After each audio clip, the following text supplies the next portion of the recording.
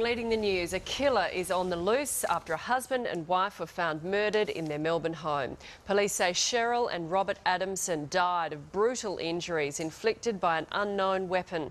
The couple had lived at the Murrumbeena address for 30 years.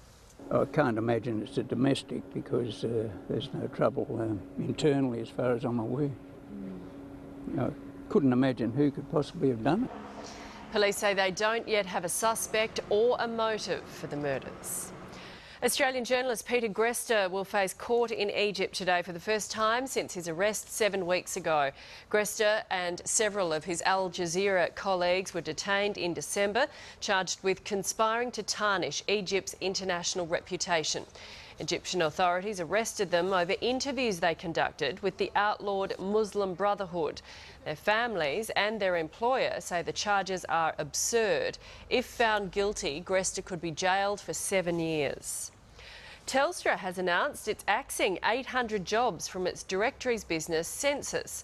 Jobs will go from the company's advertising, sales, management and support areas. The telco says the roles are no longer necessary as its white and yellow pages directories move online.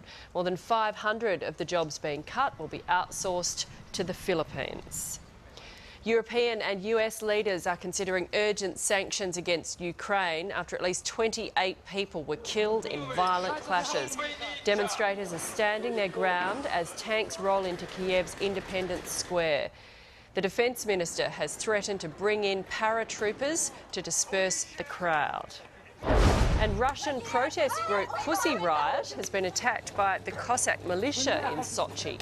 These pictures show 5 women and a man being whipped and thrown to the ground while staging a protest under a billboard advertising the Winter Olympics. They're calling for a boycott of the Sochi Games over Vladimir Putin's political policies.